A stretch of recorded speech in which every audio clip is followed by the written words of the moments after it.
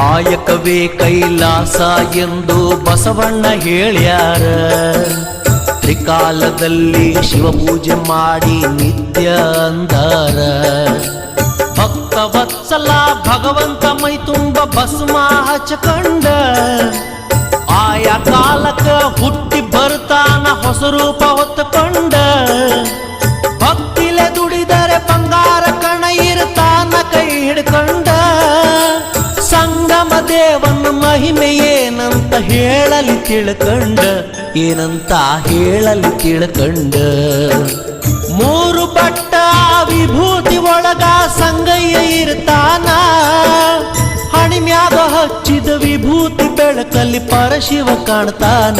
ಬಸವಣ್ಣ ಕೈ ಮಾಡಿ ಕರಿತಾನ, ಬಸವಣ್ಣ ಕೈ ಮಾಡಿ ಕರಿತಾನ.